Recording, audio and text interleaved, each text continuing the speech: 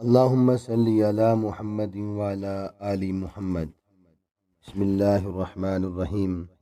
عن علی رضی اللہ تعالی عنہ قال سمعت رسول اللہ صلی اللہ علیہ وسلم یقول ما من مسلم یعود مسلما غدوة الا صلی علیہ 70,000 ملک حتی یمسی وَإِنْ عَادَهُ عَشِيَّةً إِلَّا صَلَّى عَلَيْهِ 70,000 مَلَكٍ حَتَّى يُصْبِحَ وَكَانَ لَهُ خَرِيفٌ فِي الْجَنَّةِ رواہ ترمذی۔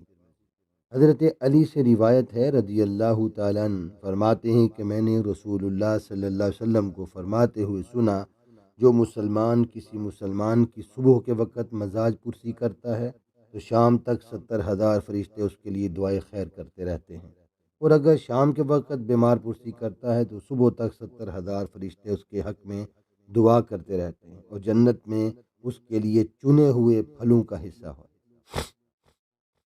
اس حدیث میں اس سے ما قبل کی روایت میں مریض کی عیادت کی فضیلت بیان کی گئی ہے تاکہ لوگوں کے اندر ترغیب موجود ہے۔ اس حدیث میں یہ بتایا گیا ہے کہ بیمار پرسی کرنا، بیمار کی عیادت کرنا اور اس کا اجر کس قدر زیادہ ہے۔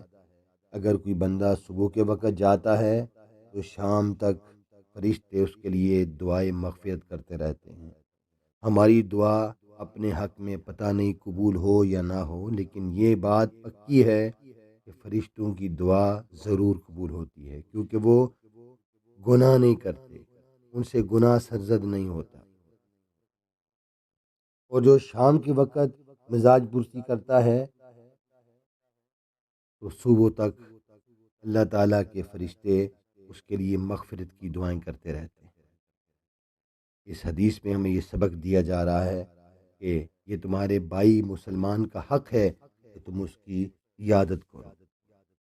وہ 70,000 فرشتے کی اگر دعائیں لینا چاہتے ہو، اس سے بہتر موقع اور تمہارے پاس نہیں ہے۔ دین اسلام ہمیں جنت میں جانے کا ذریعہ بتاتا ہے، طریقہ بتاتا ہے، اصول سکھاتا ہے۔ اب ہمارے اوپر ہے کہ ہم جنت میں جانے کا راستہ اپناتے ہیں یا نہیں اپناتے۔ دعا ہے اللہ تبارک و تعالی عمل کی توفیق عطا فرمائے۔